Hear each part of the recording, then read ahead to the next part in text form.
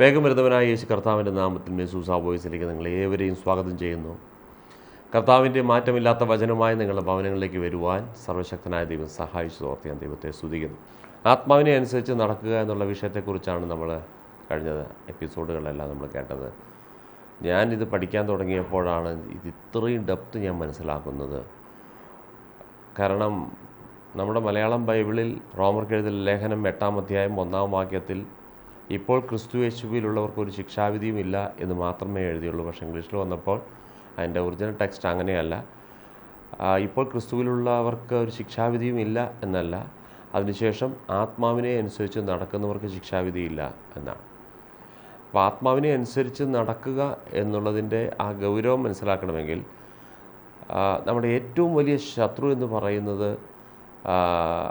പുറത്തുനിന്ന് ആക്രമിക്കുന്ന ലൂസിഫറും അവൻ്റെ ഏജൻറ്റുമാരുമല്ല. ശത്രു നമ്മുടെ കൂടെയുണ്ട്. മറ്റേതിനെയൊക്കെ നമുക്ക് എങ്ങനെയെങ്കിലും ഒഴിവാക്കാം. പക്ഷേ നമ്മെ അശുദ്ധമാക്കുന്നതും നമ്മെ പാപത്തിലേക്ക് നയിക്കുന്നതും ഇതിലെല്ലാം പിശാചിന് പങ്കുണ്ടായിരിക്കാം. പക്ഷേ നമ്മളിവിടെ അനുവദിക്കുന്നു എന്നുള്ളതിൻ്റെ ഒരു ക്ലാസ് നിങ്ങൾക്ക് ഈ ദിവസങ്ങളിൽ കേൾക്കാം. പക്ഷേ ഇന്ന് ലൂക്കോസിൻ്റെ സുവിശേഷം 3-ാം അധ്യായം അതിൻ്റെ 21-ാം വാക്യത്തിലാണ് യേശു കർത്താവ് യോഹന്നാൻ്റെ കൈക്കീഴിൽ സ്നാനപ്പെടാൻ വരുന്നത് നമ്മൾ കാണുന്നു. യേശു കർത്താവ് സ്നാനപ്പെട്ടു, കരയ്ക്ക് കയറി പ്രാർത്ഥിച്ചു. ഉടനെ സ്വർഗം തുറന്നു. പ്രാവെന്ന ദേഹരൂപത്തിൽ പരിശുദ്ധാത്മാവ് യേശുവിൻ്റെ മേലിറങ്ങിയത് യോഹന്നാൻ കാണുകയും ചെയ്തു. അതിനുശേഷം ഇമ്പോർട്ടൻ്റായിട്ടൊരു കാര്യം നടന്നു. ഉടനെ സ്വർഗത്തു നിന്നൊരു ശബ്ദമുണ്ടായി. അതിങ്ങനെയായിരുന്നു: ഇവൻ എൻ്റെ പ്രിയപുത്രൻ, ഇവനിൽ ഞാൻ പ്രസാദിച്ചിരിക്കുന്നു. ഇവിടെ പുത്രൻ എന്ന് എഴുതിയിരിക്കുന്ന പദത്തിന് ഗ്രീക്ക് പദത്തിൽ കൊടുത്തിരിക്കുന്ന ഹിയോസ് എന്നാണ്. ഹിയോസ് ഓർ ഹിയോസ്തസിയ. അങ്ങനെ പറഞ്ഞാൽ വെറും ഒരു ചൈൽഡ് അല്ലെങ്കിൽ ഒരു കുഞ്ഞ് എന്നുള്ള ഉദ്ദേശത്തിലല്ല ഗ്രീക്ക് ടെക്സ്റ്റ് ഇത് ഉദ്ദേശിച്ചിരിക്കുന്നത്. മെച്യൂർഡ് പേഴ്സണാണ്. അപ്പോൾ ക്രിസ്തീയ ജീവിതത്തിൽ നമ്മൾ രക്ഷിക്കപ്പെട്ട സമയത്ത് നമ്മുടെ ആത്മമണ്ഡലം പരിപൂർണ്ണ വളർച്ച എത്തിയിരിക്കുകയാണ്. അത് അപ്പോഴേ സൃഷ്ടിക്കപ്പെട്ടതല്ല. ഓഫ് കോഴ്സ് അത് പുതിയ സൃഷ്ടിയാണ്. പക്ഷേ ഞാൻ പറയാം, അപ്പം ജനിച്ചു വീണതല്ല, ഇത് ഉയർത്തെഴുന്നേറ്റതാണ്. പാപസംബന്ധമായി മരിച്ചവരായി നമ്മയും അവൻ ഉയർപ്പിച്ചു എന്ന് വിശുദ്ധനായ പൗലോസ് എഫേസ്യർ 2-ാം അധ്യായത്തിൻ്റെ 1-ാം വാക്യം താഴേക്ക് എഴുതിയപ്പോൾ, പാപസംബന്ധമായി അതിക്രമങ്ങളാൽ മരിച്ചു വരുന്ന നമ്മെ അവൻ ഉയർപ്പിച്ചു. ഇവിടെ ഉയർപ്പിച്ചു എന്നുള്ളത് നമ്മുടെ ആത്മാവിനെ കുറിച്ച് പറയുന്നതാണ്. ആത്മാവാണ് ഉയർത്തെഴുന്നേറ്റത്. അപ്പോൾ അതിലിനി നമുക്കതിലൊന്നും ചെയ്യാനില്ല. കാരണം അത് കംപ്ലീറ്റ് ദൈവത്തിൻ്റെ മാത്രം ഉത്തരവാദിത്തപ്പെട്ട ഒരു കാര്യമാണ്. നമ്മുടെ ആത്മാവിനെ ഉയർപ്പിക്കുക എന്നുള്ളത് പിതാവ് ആകർഷിച്ചു, പുത്രനെ നമുക്ക് തന്നു. ആ പുത്രനെ വിശ്വസിച്ചവരുടെ ആത്മാവ് യേശുവിനെ രക്ഷകനായി സ്വീകരിച്ച ആ നിമിഷം ഉയർക്കണമെങ്കിൽ ഹൃദയം കൊണ്ട് യേശു കർത്താവിനെ അംഗീകരിച്ച് വാ കൊണ്ട് ഏറ്റുപറയണമെന്നുള്ളത് റോമൻസ് 10:9 നമുക്ക് കാണാൻ കഴിയും. അങ്ങനെയാണ് നമ്മളെല്ലാം രക്ഷിക്കപ്പെട്ടിട്ട് പുതിയ സൃഷ്ടിയായി മാറിയത്. അതുകൊണ്ടാണ് 2 കൊരിന്ത്യൻസ് 5:17, 2 കൊരിന്ത്യൻസ് 5:17, 2 കൊരിന്ത്യർ 5:17 ഇങ്ങനെയാണ് പൗലോസ് എഴുതിയത്: ഇപ്പോൾ ക്രിസ്തുവിലായവൻ പുതിയ സൃഷ്ടിയാകുന്നു, പഴയത് കഴിഞ്ഞുപോയി, സകലതും പുതുതായി തീർന്നിരിക്കുന്നു. സകലതും പുതുതായി, പഴയത് കഴിഞ്ഞുപോയി, ഇതാ സകലതും പുതുതായിരിക്കുന്നു. അപ്പം ഞാനൊരു എപ്പിസോഡ് പറഞ്ഞു, ഇതാ എന്നുള്ളത് ദൈവം നമ്മെ കാണുന്ന പോലെ നമുക്ക് നമ്മെ കാണാൻ കഴിയണം എന്നുള്ള വിഷയത്തെക്കുറിച്ച് ഞാൻ സംസാരിച്ചു. ഓക്കെ, ഇന്നിപ്പോൾ ആ വിഷയത്തിലല്ല. ഇന്നത്തെ വിഷയം വിശുദ്ധന പൗലോസ് റോമർക്കെഴുതിയ ലേഖനം 8-ാം അധ്യായത്തിൻ്റെ 14-ാം വാക്യത്തിൽ ദൈവാത്മാവ് നടത്തുന്നവർ ഏവരും ദൈവത്തിൻ്റെ മക്കളാകുന്നു. ദൈവാത്മാവ് നടത്തുന്നവർ ഏവരും ദൈവത്തിൻ്റെ മക്കളാകുന്നു. 15, നിങ്ങൾ പിന്നെയും ഭയപ്പെടേണ്ടതിന് ദാസ്യത്തിൻ്റെ ആത്മാവിനെ അല്ല, നാം അബ്ബാ പിതാവേ എന്ന് വിളിക്കുന്ന പുത്രത്വത്തിൻ്റെ ആത്മാവിനെ അത്രേ പ്രാപിച്ചു. നാം ദൈവത്തിൻ്റെ മക്കൾ എന്ന് ആത്മാവ് താനും നമ്മുടെ ആത്മാവോടുകൂടെ സാക്ഷ്യം പറയുന്നു. നാം മക്കളെങ്കിലോ അവകാശികളുമാകുന്നു, ദൈവത്തിൻ്റെ അവകാശികളും ക്രിസ്തുവിന് കൂട്ടാവകാശികളും തന്നെ. നാം അവനോടുകൂടെ തേജസ്കരിക്കപ്പെടേണ്ടതിന് അവനോടുകൂടെ കഷ്ടം അനുഭവിച്ചാൽ അത്രേ. ഇത് വളരെ ഇമ്പോർട്ടൻ്റ് ആയിട്ടുള്ള ഒരു കാര്യമാണ്. ഞാൻ പറഞ്ഞല്ലോ, അപ്പോൾ നമുക്ക് നമ്മുടെ ആത്മാവ് പൂർണ്ണ വളർച്ചയെത്തി, അതിലിനി ഒന്നും ചെയ്യാനില്ല. ഇനി നമ്മൾ വളരേണ്ടത് നമ്മുടെ ദേഹി മണ്ഡലമാണ്. അത് കഴിഞ്ഞ ദിവസം ഞാൻ വിത്ത് എക്സ്പെരിമെൻ്റാണ് നിങ്ങൾക്ക് കാണിച്ചു തന്നത്. ദൈവത്തെക്കുറിച്ചുള്ള അറിവ്, ആത്മാവ് ഫുൾ മെച്യൂർഡാണ്. അതിൽ നമുക്കൊന്നും ചെയ്യാനില്ല അതിൽ. പക്ഷേ അതിലെന്തൊക്കെയുണ്ട്? ശക്തിയുണ്ട്, അധികാരമുണ്ട്, നന്മയുണ്ട്, ദൈവത്തോട് ഇടപെടാനുള്ള ശക്തിയുണ്ട്, കഴിവുണ്ട്, ഇതെല്ലാം നമ്മൾ മനസ്സിലാക്കുന്നത് ദേഹീ മണ്ഡലത്തിലാണ്. അതിനനുസരിച്ചിട്ടാണ് നമ്മുടെ ശരീരം അത് പ്രകടിപ്പിക്കുന്നത്. ഓക്കെ, അത് ഞാൻ സംസാരിച്ചു കഴിഞ്ഞ വിഷയമാണ്. ഇവിടെ ദൈവാത്മാവ് നടത്തുന്നവരെല്ലാം ദൈവമക്കൾ എന്നെഴുതിയിരിക്കുന്ന ആ പദത്തിന് കൊടുത്തിരിക്കുന്ന ഹിയൂസ് എന്നാണ്. യേശു കർത്താവ് യോർദാൻ കടലിൽ വെച്ച് പ്രാർത്ഥിച്ച് ആ സമയത്ത് ഇവൻ എൻ്റെ പ്രിയപുത്രൻ എന്ന് പറഞ്ഞ ഹിയൂസ്, അതേ വേർഡാണ് ഇവിടെ ഉപയോഗിച്ചിരിക്കുന്നത്. ദൈവത്തിൻ്റെ ആത്മാവ് നടത്തുന്നവരെല്ലാം ഹിയൂസ് ആണ്. നമ്മളെല്ലാവരും ഹിയൂസ് അല്ല. കഴിഞ്ഞ എപ്പിസോഡിൽ നമ്മൾ കേട്ടു 3 മനുഷ്യരെക്കുറിച്ച് നമുക്ക് കേൾക്കുവാനിടയായി. 1 പ്രാകൃത മനുഷ്യൻ ഓർ നാച്ചുറൽ മാൻ, 2 ജഡീകൻ അല്ലെങ്കിൽ കാർണൽ മാൻ, 3 സ്പിരിച്വൽ മാൻ അല്ലെങ്കിൽ ആത്മീയൻ. അപ്പോൾ നമ്മൾ ജഡീക മനുഷ്യനല്ലായിരുന്നു, നമ്മൾ പ്രാകൃത മനുഷ്യനായിരുന്നു. 1 കൊരിന്ത്യർ 2:14 ദൈവത്തിൻ്റെ ഉപദേശങ്ങൾ കൈക്കൊള്ളാത്ത ഒരു വ്യക്തിയായിരുന്നു നാം. ആ നാം യേശു കർത്താവിൻ്റെ കൃപയാൽ പിതാവ് നമ്മളെ ആകർഷിച്ചപ്പോൾ ഈ സുവിശേഷം കേട്ട നാം യേശുവിനെ വിശ്വസിച്ചു. അങ്ങനെ നമ്മൾ രക്ഷിക്കപ്പെട്ടു, ഈ രാജ്യത്തിലേക്ക് പ്രവേശിച്ചു. ശ്രദ്ധിക്കുക. അപ്പോൾ ആ പ്രാകൃത മനുഷ്യനായിരിക്കുന്ന നാം ഇപ്പോൾ ജഡീക മനുഷ്യനായി. ഈ പ്രാകൃത മനുഷ്യനിൽ പെട്ടെന്ന് നമ്മൾ ആത്മീയരായി മാറുന്നില്ല, ജഡീക മനുഷ്യനിലേക്ക് മാറി. ജഡീക മനുഷ്യൻ, അത് ശ്രദ്ധിക്കണം. ജഡീക മനുഷ്യൻ എന്ന് പറഞ്ഞാൽ പാപം ചെയ്യുന്നവൻ എന്ന് ഞാൻ ഉദ്ദേശിച്ചില്ല. ജഡീക മനുഷ്യൻ പാപം ചെയ്യാം. ജഡീക മനുഷ്യൻ എന്ന് പറഞ്ഞാൽ കാഴ്ചയാൽ ജീവിക്കുന്നവൻ എന്നാണ്. ജഡത്തെ അനുസരിച്ച് പഞ്ചേന്ദ്രിയങ്ങളിൽ ആശ്രയിച്ച് കഴിയുന്നവൻ അല്ലെങ്കിൽ ജീവിക്കുന്നവൻ എന്നാണ് അതിൻ്റെ അർത്ഥം. അപ്പോൾ പ്രാകൃത മനുഷ്യനിൽ നിന്ന് ജഡീക മനുഷ്യനിലേക്ക് വന്നു. അപ്പോൾ ജഡീക മനുഷ്യന് കൃപാവരങ്ങൾ കാണാം, ദൈവദാസനാകാം, 25 വർഷത്തെ എക്സ്പീരിയൻസ് ഉള്ള വിശ്വാസിയാകാം, ഇതെല്ലാം ശരിയാണ്. അപ്പോൾ കൃപകളും കൃപാവരങ്ങളൊക്കെ കൈകാര്യം ചെയ്യുന്നവരെല്ലാം ആത്മീയരാണെന്ന് പറയാൻ കഴിയത്തില്ല. കാരണം ഈ കൊരിന്ത് സഭയിൽ കൃപാവരങ്ങളുള്ളവരെയാണ് ജഡീകർ എന്ന് പൗലോസ് സംബോധന ചെയ്തത്. കാരണം 1 കൊരിന്ത്യർ 1-ാം അധ്യായത്തിൻ്റെ 7-ാം വാക്യത്തിൽ ഇങ്ങനെ നിങ്ങൾ ഒരു കൃപാവരത്തിലും കുറവില്ലാത്തവരായി നമ്മുടെ കർത്താവായ യേശുക്രിസ്തുവിൻ്റെ പ്രത്യക്ഷത കാത്തിരിക്കുന്നു. 6 കണ്ടോ, അവനിൽ നിങ്ങൾ സകലത്തിലും വിശേഷാൽ സകല വചനത്തിലും സകല പരിജ്ഞാനത്തിലും സമ്പന്നരായി തീർന്നു. എന്നിട്ട് അതിൻ്റെ 3-ാം അധ്യായത്തിൽ അദ്ദേഹം പറഞ്ഞു, എന്നാൽ സഹോദരന്മാരെ, നിങ്ങളോട് എനിക്ക് ആത്മീകന്മാരോടെന്ന പോലെയല്ല ജഡീകന്മാരോടെന്ന പോലെ ക്രിസ്തുവിൽ ശിശുക്കളായവരോട് എന്ന പോലെ അത്രേ സംസാരിപ്പാൻ കഴിഞ്ഞുള്ളൂ. ആര്? ഈ കൊരിന്ത് സഭയിൽ കൃപാവരങ്ങൾ കൈകാര്യം ചെയ്യുന്ന വ്യക്തികളോടാണ് ഇതിങ്ങനെ സംസാരിക്കുന്നത്. ഭക്ഷണമല്ല പാലത്രേ ഞാൻ നിങ്ങൾക്ക് തന്നത്, ഭക്ഷിപ്പാൻ നിങ്ങൾക്ക് കഴിവില്ലായിരുന്നു, ഇപ്പോഴും കഴിവായിട്ടില്ല, ഇന്നും നിങ്ങൾ ജഡീകന്മാരല്ലോ. അതുകൊണ്ട് 3-ൽ കണ്ടോ, നിങ്ങളുടെ ഇടയിൽ ഈർഷ്യയും പിണക്കവും ഇരിക്കെ നിങ്ങൾ ജഡീകന്മാരും ശേഷം മനുഷ്യരെ പോലെ നടക്കുന്നവരുമല്ലയോ. അപ്പോൾ അതിൻ്റെ അർത്ഥം പൗലോസ് ഉദ്ദേശിക്കുന്നത് ആത്മീയരിൽ ഇത് കാണുകയില്ല എന്നുള്ള ഉദ്ദേശത്തിലാണ്. നിങ്ങളുടെ ഇടയിൽ ഈർഷ്യയും പിണക്കവും. അപ്പോൾ അതാണ് ഞാൻ പറഞ്ഞത്, ജഡീക മനുഷ്യനിൽ ഇത് കാണും. ആത്മീയ മനുഷ്യൻ എൻ്റർലി ഡിഫറൻ്റാണ്. ആത്മീയരോടെന്ന പോലെ അല്ല ഞാൻ നിങ്ങളോട് സംസാരിക്കുക. ആത്മീയം എന്ന് പറഞ്ഞാൽ പൂർണ്ണമായി അവൻ്റെ അവൻ്റെ ഇച്ഛാശക്തി ദൈവത്തിന് സറണ്ടർ ചെയ്യപ്പെട്ട ഒരു വ്യക്തിയാണ്. അങ്ങനെ പറഞ്ഞാൽ ദൈവം പറയാതെ അവനൊരു സ്റ്റെപ്പ് വയ്ക്കത്തില്ല. ദൈവത്തിൻ്റെ ശബ്ദം പുള്ളി കേട്ടുകൊണ്ടിരിക്കും. Is matured. അല്ലാതെ ഭൂതങ്ങളെ ശാസിക്കുന്നത് കൊണ്ടോ രോഗികൾ പ്രാർത്ഥിക്കുമ്പോൾ സൗഖ്യമാകുന്നതുകൊണ്ടോ ആത്മീയരെന്ന് പറയാൻ കഴിയത്തില്ല. നല്ല വചനം പ്രസംഗിക്കുന്നതുകൊണ്ടോ നമ്മൾ ഒരുപാട് പഠിച്ചിട്ട് കുറേ സർട്ടിഫിക്കറ്റുകളോ PhD എടുത്തതുകൊണ്ടോ അവരൊന്നും അല്ല ആത്മീയർ എന്ന് പറയുന്നത്. ആത്മീയർ എന്ന് പറയുന്നത് ദൈവാത്മാവിന് പൂർണ്ണമായി കീഴ്പ്പെട്ട് ജീവിക്കുന്നവരാണ്. അത് നമുക്ക് വേറൊരു സബ്ജക്റ്റിൽ വേറൊരു ദിവസം നമുക്കതിനെക്കുറിച്ച് ഓർക്കാം. അപ്പോൾ ദൈവാത്മാവ് നടത്തുന്നവർ ദൈവമക്കളെന്ന് പറഞ്ഞാൽ ദൈവം നമ്മെ സൃഷ്ടിച്ചപ്പോൾ സകലത്തിൻ്റെ മേലും വാഴുവാനുള്ള അധികാരം തന്നല്ലേ. അപ്പോൾ അത് മനസ്സിലാക്കി ജീവിക്കുക. നമ്മുടെ യാക്കോബ് 1:21 പറഞ്ഞതുപോലെ വചനം കേട്ടിട്ട് സ്വയം ചതിക്കുന്നവരായി തീരാതെ. ഇപ്പം നമുക്ക് കേരളത്തിൽ പ്രത്യേകിച്ചുണ്ട്, അവർക്ക് വചനം കുറേ കേൾക്കണം. അതും ശത്രുവിൻ്റെ വലിയൊരു പദ്ധതിയാണ്. വചനം കേട്ടിട്ട് അത് ചെയ്യുന്നവരാകുവിൻ. അപ്പോൾ വചനം കേൾക്കുന്നവർ തങ്ങളെ തന്നെ ചതിക്കുകയാണ്. വചനം ചെയ്യുക എന്ന് പറഞ്ഞാൽ വചനം എന്തു പറയുന്നു അതാ നാം.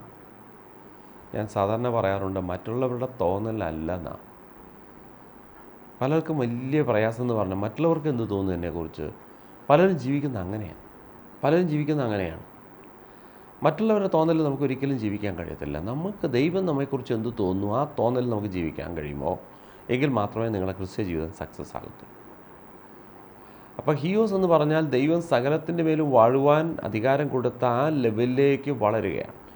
ഇവൻ എൻ്റെ പ്രിയപുത്രൻ, ഇവൻ ഞാൻ പ്രസാദിച്ചിരിക്കുന്നു എന്നുള്ള ശബ്ദം കേട്ടതിന് ശേഷമാണ് യേശു കർത്താവ് തൻ്റെ പരസ്യ ശുശ്രൂഷ തുടങ്ങുന്നത്. ഇതെപ്പോഴാണ് കേൾക്കുന്നത്? പരിശുദ്ധാത്മാവ് ഇറങ്ങിയതിന് ശേഷം. അപ്പോൾ മിനിസ്ട്രിക്ക് സമയമായി, അല്ലെങ്കിൽ പുരുഷത്വം കാണിക്കാനുള്ള സമയമായി, അല്ലെങ്കിൽ ദൈവം ഉദ്ദേശിച്ചിരിക്കുന്ന നിലവാരത്തിൽ ആ ഒരു പ്രായത്തിലായി. അതാണ് ഹിയോസ്. ഇവൻ എൻ്റെ പ്രിയപുത്രൻ, ഇവൻ ഞാൻ പ്രസാദിച്ചിരിക്കുന്നു. പരിശുദ്ധാത്മാവ് വന്നതിന് ശേഷമാണ് യേശു കർത്താവ് ഈ ശബ്ദം കേൾക്കുന്നത്. ഉടനെ തന്നെ ലൂക്കോസ് 3:23 പറയുന്നത്, യേശു കർത്താവിന് തൻ്റെ പരസ്യ ശുശ്രൂഷ തുടങ്ങുമ്പോൾ ഏകദേശം 30 വയസ്സായി. 23-ാം വാക്യത്തിലായിരിക്കുന്നത് 30 വയസ്സായി. അപ്പോൾ യേശു കർത്താവ് തൻ്റെ പരസ്യ ശുശ്രൂഷ തുടങ്ങുന്നത് 30-ാമത്തെ വയസ്സിലാണെന്ന് എഴുതി. ഇത് കൂടാതെ യേശു കർത്താവ് ശുശ്രൂഷ തുടങ്ങുന്നതിന് മുമ്പേ ഓടിപ്പോയി അങ്ങ് ശുശ്രൂഷിക്കുകയല്ലായിരുന്നു. 4-ാം അധ്യായത്തിൻ്റെ 1-ാം വാക്യത്തിൽ ആത്മാവ് യേശുവിനെ നടത്തി. ആത്മീയൻ്റെ ലക്ഷണമാണ് പരിശുദ്ധാത്മാവിൽ നടത്തപ്പെടുക, ജഡത്തെ അനുസരിച്ച് നടക്കാതിരിക്കുക. അത് നാളെ, പ്രത്യേകിച്ച് ഈ ക്ലാസ് നാളെ കേൾക്കണം. ജഡത്തെ അനുസരിക്കാതെ ആത്മാവിനെ അനുസരിച്ച് നടക്കുക. ആത്മാവിനെ അനുസരിച്ച് നടക്കുക. ഗലാത്യർ 5:16-17 ആത്മാവിനെ അനുസരിച്ച് നടപ്പിൻ, എന്നാൽ നിങ്ങൾ ജഡത്തിൻ്റെ മോഹങ്ങളെ നിവർത്തിക്കുകയില്ല. അപ്പോൾ ആത്മീയനാകണമെങ്കിൽ ആത്മാവിനെ അനുസരിച്ച് നടക്കണം. യേശു കർത്താവിനെ ആത്മാവ് നടത്തി, യേശു കർത്താവ് ആത്മാവ് നയിക്കുന്ന പോലെ നീങ്ങി. ആസിയിൽ പ്രസംഗിക്കരുതെന്ന് പൗലോസിനോട് പറഞ്ഞപ്പോൾ പൗലോസ് അത് ശ്രദ്ധിച്ചു, കേട്ടു. അതിൻ്റെ അർത്ഥം ആസിയക്കാരെ ദൈവത്തിന് വേണ്ടെന്നല്ല, ആ സമയത്ത് വേണ്ട. ഓരോ സമയത്തും ദൈവം നയിക്കുന്ന രീതികളുണ്ട്. അത് ദൈവാത്മാവ് അത് മനസ്സിലാക്കി ജീവിക്കുമ്പോഴാണ് നമുക്ക് മനസ്സിലാകുന്നത് ഇങ്ങനെ ദൈവാത്മാവ് നയിക്കുന്നതെന്ന്. ദൈവാത്മാവിനാൽ നടത്തപ്പെടുന്നവർ ദൈവമക്കളാകുന്നു. നിങ്ങൾ സത്യത്തിൽ ദൈവത്തിൻ്റെ ആത്മാവിനാൽ നയിക്കപ്പെടുന്നവരാണോ എന്ന് സ്വയം ചോദന ചെയ്യുന്ന ഒരു ദിവസമാണിത്. അപ്പോൾ ഹിയോസ്, ദൈവാത്മാവ് നടത്തുന്നവർ ഹിയോസ്. അപ്പോൾ ഹിയോസ് എന്ന് പറയാൻ കാരണം, അതിൻ്റെ താഴേക്ക് വായിച്ചപ്പോൾ നമ്മൾ പറഞ്ഞു, നമ്മൾ റോമർ 8:17 കണ്ടോ? നാം മക്കളെങ്കിലും അവകാശികളുമാകുന്നു, ദൈവത്തിൻ്റെ അവകാശികളും ക്രിസ്തുവിന് കൂട്ടവകാശികളും തന്നെ. നാം അവനോടുകൂടെ തേജസ്കരിക്കപ്പെടേണ്ടതിന് അവനോടുകൂടെ കഷ്ടം അനുഭവിച്ചാൽ അത്രേ. ഓക്കെ, നാം മക്കളെങ്കിലും അവകാശികളുമാകുന്നു, ദൈവത്തിൻ്റെ അവകാശികളും ക്രിസ്തുവിന് കൂട്ടവകാശികളും തന്നെ. അപ്പോൾ ക്രിസ്തുവിന് എന്തൊക്കെ ഉണ്ട്, ദൈവത്തിന് എന്തൊക്കെ ഉണ്ട്, അതിൻ്റെ എല്ലാം അവകാശികൾ ആരാ? നാമാണ് അതിൻ്റെ അവകാശികൾ. അപ്പോൾ ക്രിസ്തുവിന് കൂട്ടവകാശികളാണ് നാം. ക്രിസ്തുവിന് കൂട്ടവകാശികളാണ്. അബ്രഹാമിൻ്റെ സകല വാഗ്ദത്തങ്ങൾക്കും ഓഹരിക്കാർ അല്ലെങ്കിൽ അവകാശികളാണ് നാം. ഗലാത്യർ 3:16 പറഞ്ഞു, അബ്രഹാമിൻ്റെ സകല അനുഗ്രഹങ്ങളും വന്നിരിക്കുന്നത് യേശുവിലാണ്. അപ്പോൾ അവൻ്റെ സന്തതിയിലേക്ക് പോയി എന്നാണ്. സന്തതികൾക്ക് അനേകരെ കുറിച്ചല്ല, സന്തതിയെക്കുറിച്ച് എന്ന് യേശു കർത്താവിനെ കുറിച്ച് മാത്രമെന്ന് നമുക്കവിടെ കാണാൻ കഴിയും. പക്ഷേ ദൈവത്തിൻ്റെ അവകാശം, അനുഗ്രഹങ്ങൾക്ക് നമ്മൾ എങ്ങനെ അവകാശികളായെന്ന് ചോദിച്ചാൽ, അതേ ഗലാത്യർ 3:29 എഴുതി, ക്രിസ്തുയേശുവിനുള്ളവരെങ്കിൽ, അല്ലെങ്കിൽ യേശു കർത്താവിനെ വിശ്വസിക്കുന്നവരെങ്കിൽ, യേശു കർത്താവിനെ അംഗീകരിച്ചവരെങ്കിൽ അവർ അബ്രഹാമിൻ്റെ അവകാശികൾ, അല്ലെങ്കിൽ അബ്രഹാമിൻ്റെ വാഗ്ദത്തങ്ങൾക്ക് അവകാശികളായി തീർന്നു. ഇതിനെല്ലാം സെൻട്രൽ പോയിൻ്റ് യേശു കർത്താവാണ്. യേശു മുഖാന്തരമാണ് നമുക്കിതെല്ലാം ലഭിക്കാൻ ഇടയായത്. പക്ഷേ എൻ്റെ വിഷയം അതല്ല. ദൈവാത്മാവ് നയിക്കുന്നവരെല്ലാം ദൈവമക്കൾ എന്ന് പറയുമ്പോൾ എല്ലാവരും ചിന്തിക്കും രക്ഷിക്കപ്പെട്ടവരെല്ലാം ദൈവമക്കൾ. നോ, ആ ഉദ്ദേശത്തിലല്ല. ഇതറിയണമെങ്കിൽ ഗലാത്യർ 4:1 വായിക്കണം. ഗലാത്യർ 4:1 ഇങ്ങനെ എഴുതിയിരിക്കുന്നത്, അവകാശി, ക്രിസ്തു യേശുവിനുള്ളവർ കൂട്ടവകാശികളാണ്. അവകാശി സർവത്തിനും യജമാനനാണെങ്കിലും ശിശു ആയിരിക്കുന്നിടത്തോളം അവൻ ദാസനേക്കാൾ ശ്രേഷ്ഠനല്ലെന്ന്. ശിശു, നെപ്യൂസ്, അതാണ് ഗ്രീക്ക് പദം കൊടുത്തിരിക്കുന്നത്, നെപ്യൂ. അപ്പോൾ അവകാശിയാണ്, സകലത്തിൻ്റെ ഉടമസ്ഥനാണ്, പക്ഷേ ദാസനാണ്. അവിടെ ദാസൻ എന്നുള്ളത് നമ്മുടെ മെൻറ്റാലിറ്റിയാണ്. ദാസനായിരിക്കുന്നിടത്തോളം, ഇല്ലെങ്കിൽ ദാസനായിരിക്കുന്നിടത്തോളം കാലം.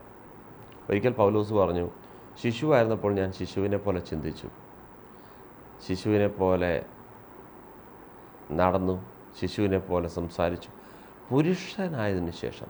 അപ്പോൾ ഒരു വളർച്ചയുണ്ട്, ക്രിസ്തീയ ജീവിതത്തിലൊരു വളർച്ചയുണ്ട്. പക്ഷെ ഇവിടെ അവകാശി സർവത്തിനും യജമാനനാണ് എങ്കിലും ശിശുവായിരിക്കുന്നിടത്തോളം കാലം ഇവനീ അവകാശം പ്രാപിക്കാൻ കഴിയുന്നതല്ല. അപ്പോൾ അതിൻ്റെ അർത്ഥം നെപ്യൂസിൽ നിന്ന് ഹിയോസിലേക്ക് വരണം.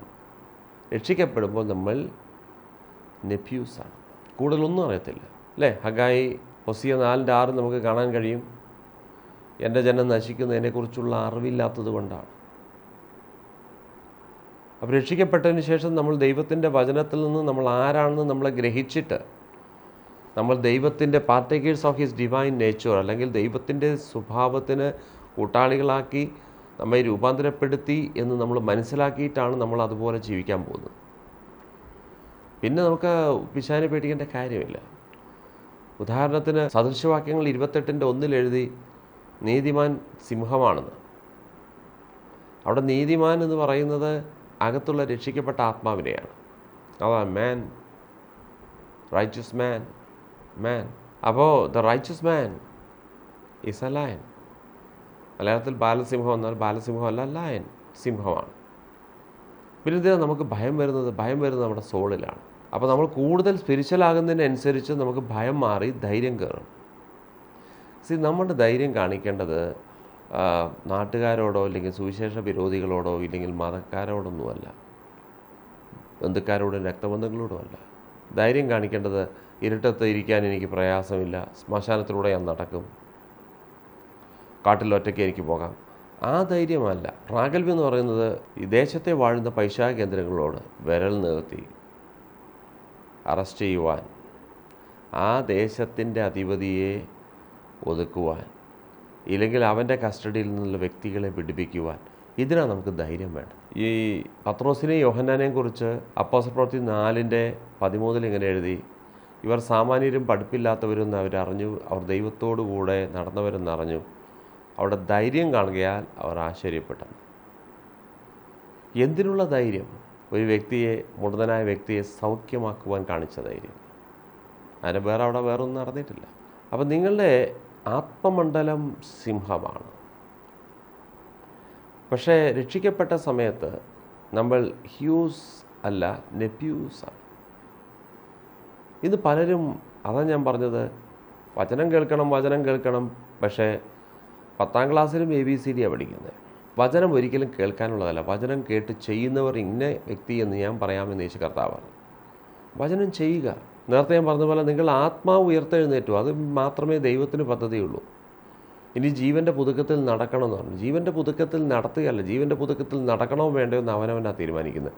ഇപ്പോഴും പഴയ ആ സ്റ്റൈലിൽ, ആ പാറ്റേണിലാണ് പലരും നടക്കുന്നത്. കാരണം എഫേസ്യർ 2:1 മുതൽ താഴേക്ക് വായിക്കുമ്പോൾ അതിക്രമങ്ങളാലും പാപങ്ങളാലും മരിച്ചവരായ നമ്മെ ഉയർപ്പിച്ചു. പിന്നെ അങ്ങ് താഴേക്ക് എഴുതി, പണ്ട് ലോകത്തിൻ്റെ കാലഗതികളെയും ആകാശത്തിലെ അതിനെയൊക്കെ അനുസരിച്ച്, ആ പ്രഭുക്കളെല്ലാം അനുസരിച്ച് നീ ജീവിച്ചു. പക്ഷേ ഇനി അങ്ങനെയല്ല നീ ജീവിക്കേണ്ടത്. Change your mentality. അതുകൊണ്ടാണ് പൗലോസ് പറഞ്ഞത് മനസ്സ് പുതുക്കി രൂപാന്തരപ്പെടുക. കാരണം പണ്ട് നമ്മളെ പ്രോഗ്രാം ചെയ്തിരിക്കുന്നത് ആ സിസ്റ്റത്തിലായിരുന്നു. രക്ഷിക്കപ്പെട്ട് കഴിഞ്ഞാൽ പിന്നെ നമ്മൾ തന്നെ പോയിട്ട് കറണ്ടിൽ നിന്ന് ജനറേറ്ററിലേക്ക് സപ്ലൈ കൊടുക്കുന്ന പോലെ, അല്ലെങ്കിൽ DC സപ്ലൈ കൊടുക്കുന്ന പോലെ, അല്ലെങ്കിൽ ഇൻവെർട്ടറിലേക്ക് മാറ്റുന്ന പോലെ സ്വിച്ച് ഓവർ ചെയ്യണം. അത് ദൈവം ചെയ്യേണ്ടതല്ല, നമ്മൾ ചെയ്യണം. അപ്പോൾ ഇന്നത്തെ സന്ദേശം എന്ന് പറഞ്ഞത്, രക്ഷിക്കപ്പെട്ട പ്രാകൃത മനുഷ്യൻ, ജഡീകനായവൻ ആത്മീയനാകണം. 1. 2, നെപ്യൂസിൽ നിന്ന് ഹിയോസിലേക്ക് വരണം. നെപ്യൂസ് ഒരിക്കലും രോഗികൾക്ക് വേണ്ടി പ്രാർത്ഥിക്കത്തില്ല. നെപ്യൂസിന് ഒരിക്കലും പിശാചിനെ ശാസിക്കാൻ കഴിയത്തില്ല. അവിടുന്ന് നമ്മൾ ഹിയോസിലേക്ക് വരണം. ദൈവാത്മാവ് നടത്തപ്പെടുന്നവരാണ് ഹിയോസ്. അപ്പോൾ എല്ലാവർക്കും തോന്നുകയാണ് രക്ഷിക്കപ്പെട്ട ഉടനെ നമ്മൾ ദൈവമക്കളാകുന്നു. കാൺമീൻ, ദൈവമക്കളാണെന്ന് വിളിക്കാനുള്ള എത്ര വലിയ പദവി ലഭിച്ചിരിക്കുന്നതൊക്കെ നമ്മൾ ചിന്തിക്കും നമ്മൾ ദൈവമക്കളാണ്. ദൈവമക്കളല്ല, ദൈവ പൈതങ്ങൾ. അതുകൊണ്ടായിരിക്കും നമ്മളെപ്പോഴും വിളിക്കുന്നത് ദൈവ പൈതൽ. നമുക്ക് വളർച്ചയില്ല. അതുകൊണ്ട് അധികകാലം ഇനി നമ്മുടെ മുന്നിലില്ലെന്ന് നമുക്ക് നന്നായിട്ട് അറിയാം. ചെയ്യേണ്ട ഒരൊറ്റ കാര്യം, നെപ്യൂസിൽ നിന്ന് ഹിയോസിലേക്ക് വരിക. കാരണം ദൈവം നമ്മെ സൃഷ്ടിച്ചത് കഴിഞ്ഞ ദിവസം ഞാൻ പ്രത്യേക ഒരു കാര്യം പറഞ്ഞു. എല്ലാറ്റിനെയും സൃഷ്ടിച്ച ദൈവം നല്ലത് എന്ന് പറഞ്ഞു. കാരണം എന്ത് ഉദ്ദേശത്തിനാണ്, എന്ത് പർപ്പസിനാണ് അതിനെയൊക്കെ സൃഷ്ടിച്ചത്, ആ പർപ്പസിൽ അത് പോകുന്നത് കണ്ടപ്പോൾ തമ്പുരാൻ പറഞ്ഞു നല്ലത്.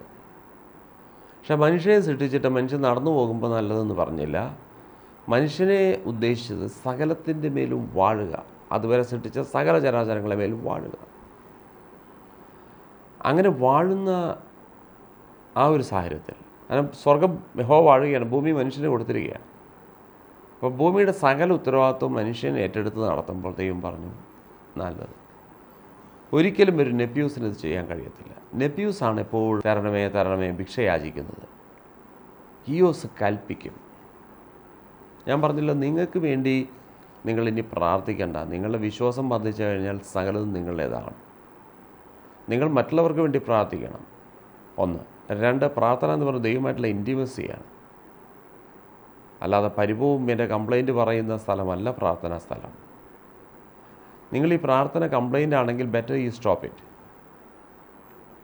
എനിക്കതില്ല ഇതില്ല. കാരണം ഒരു തകർന്ന ജീവിതം ഒരിക്കലും ദൈവത്തിന് മഹത്വം കൊടുക്കത്തില്ല. ഒരു തോൽവിയുടെ ജീവിതം ഒരിക്കലും ദൈവത്തിന് മഹത്വം കൊടുക്കത്തില്ല. അത് ദൈവത്തിന് പോലും നാണക്കേടാണ്. അത് ഞാനായാലും നിങ്ങളായാലും. അതുകൊണ്ടാണ് യേശു കർത്താവ് പറഞ്ഞത്, ജയിക്കുന്നവൻ എന്നോട് കൂടെയിരിക്കും. നമ്മളെ ജയിക്കുവാനാണ് സൃഷ്ടിച്ചിരിക്കുന്നത്, തോൽക്കുവാനല്ല. ദൈവം ഒരിക്കലും തകർന്നൊരു ജീവിതമല്ല ദൈവം നമ്മിൽ നിന്ന് ഉദ്ദേശിച്ചിരിക്കുന്നത്. കാരണം യേശു കർത്താവ് മരിച്ചത് ആ തകർന്ന ജീവിതത്തിൽ നമ്മളെ ഉയർത്തുവാനാണെങ്കിൽ, നമ്മുടെ ഈ തോൽവിയുള്ള ലൈഫ് സ്റ്റൈൽ ദൈവത്തിന് അപമാനമായിരിക്കും. അതുകൊണ്ട് എന്ത് ചെയ്യണം? വിജയകരമായ ക്രിസ്തീയ ജീവിതം നയിക്കുവാൻ ജഡത്തെ അതിൻ്റെ രാഗമോഹങ്ങളോടുകൂടെ ക്രൂശിച്ചിട്ട് ആത്മാവിനെ അനുസരിച്ച് നടക്കേണ്ട സമയമായിരുന്നു. 2016 പ്രത്യേകിച്ച് ദൈവത്തിൻ്റെ ആത്മാവിനോട് പറഞ്ഞൊരു കാര്യമായി നിങ്ങളോട് പറഞ്ഞത്, ആത്മാവിനെ അനുസരിച്ച് നടപ്പിൻ, എന്നാൽ നിങ്ങൾ ജഡത്തിൻ്റെ മുഖങ്ങളെ നിവർത്തിക്കുകയില്ല.